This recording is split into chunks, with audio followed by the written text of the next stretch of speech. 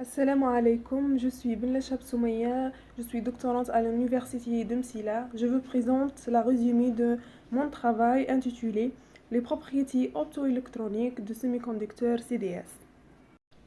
Pour cela, nous avons adopté le plan de travail suivant. On présente une introduction sur le semi-conducteur CDS. Puis, on commence par les détails de calcul qui contient le test de convergence, les propriétés structurales et propriétés optiques. Et on termine par une conclusion. Le sulfure de cadmium, l'un des semi-conducteurs de la famille de 6, a fait l'objet d'une attention considérable en raison des nouvelles propriétés optiques et électroniques utilisées dans différents domaines technologiques tels que les cellules solaires, les diodes, les transistors, etc.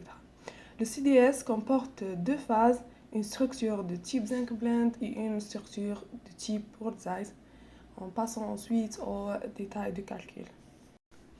Dans notre travail, nous avons effectué des calculs de premiers principes basés sur la théorie de la fonctionnelle de la densité en utilisant la méthode des ondes planes augmentées linéarisées. Implémentée dans le code vient de K. Nous avons utilisé l'approximation de gradient généralisé GGA. Les tests de convergence. Il est impératif de tester la convergence des paramètres numériques de la méthode FP-LAPW implantée dans le code vient de K. Dans cette méthode, il existe deux paramètres essentiels qui doivent être raffinés afin de décrire parfaitement les systèmes étudiés. Le premier paramètre est le produit entre le rayon Marfensine moyen et le vecteur Kmax. On fixe la valeur de Rkmax puis on calcule l'énergie totale. L'analyse des courbes E de K montre qu'une stabilité de convergence est atteinte dans les limites de 1000 points dans la première zone de Brillouin, correspondant à 47 points spéciaux dans la zone irréductible de Brillouin de CDS par l'utilisation de l'approximation GGA. On fixe le nombre de K points et on varie Rkmax pour chacune des valeurs de ces valeurs. On calcule l'énergie totale E et on trace leur variation. La convergence stable à la limite de Rkmax est égale 7. C'est le choix particulier des rayons Marfensine est effectué de telle façon que la région interstitielle entre les différentes sphères soit la plus petite. Les rayons Marfensine sont prises égales à 2,2 pour le cadmium et 2,1 pour le soufre. Pour la valeur de paramètre cristallin, nous avons pris la valeur A est égale à 5,83 angstrom et nous introduisons ces valeurs dans la configuration STRUCT-GEN. Propriété structurale. Elle consiste à déterminer le paramètre de réseau à l'équilibre A0, le module de compressibilité B0 et sa dérivée B'.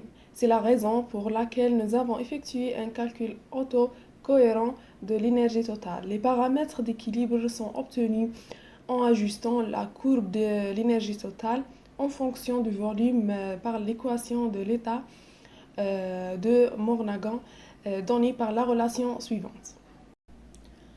La courbe suivante représente la variation de l'énergie totale en fonction du volume de CDS dans l'approximation GGA.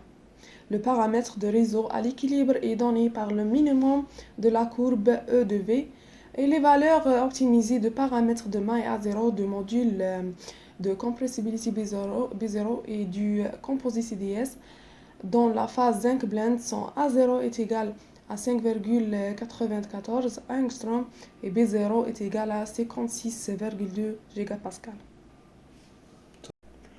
Puis en passant à les propriétés optiques. En général, les propriétés optiques d'un matériau solide peuvent être décrites par la relation d'électrique epsilon. La détermination de la fonction d'électrique epsilon permet d'obtenir d'autres grandeurs optiques telles que la fonction de perte d'énergie, la réflexivité, le coefficient d'extinction et l'indice de réfraction. Afin de caractériser les propriétés optiques des matériaux semi-conducteurs de symétrie cubique, il suffit de traiter un seul composant tensoriel d'électrique, alors que la partie réelle de la fonction d'électrique est une dérivée de la partie imaginaire, en utilisant la relation de Kramer-Kronig. Les figures représentent les parties optiques réelles et imaginaires de la fonction d'électrique. respectivement, de composés semi-conducteurs CDS dans la phase zinc blende.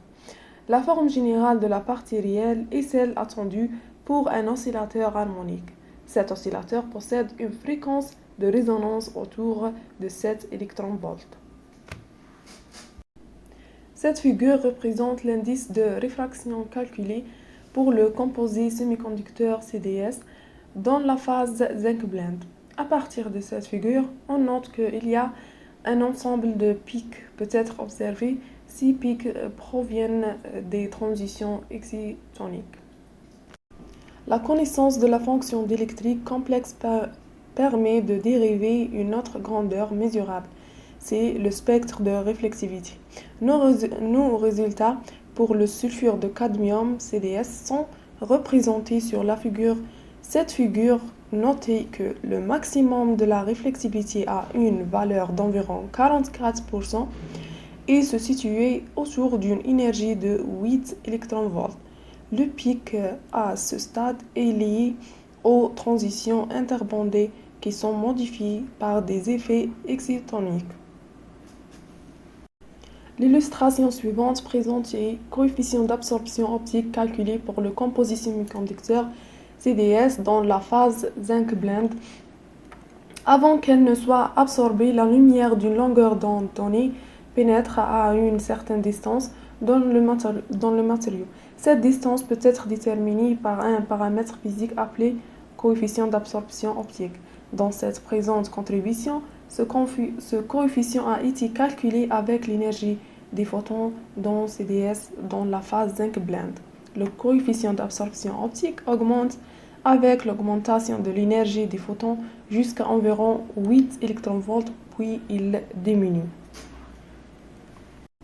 La figure suivante illustre la fonction de perte d'énergie des électrons de composés semi-conducteurs sulfure de cadmium en phase zinc blende. Dans ce spectre, on peut observer des pics qui représentent la caractéristique associée à la résonance du plasma.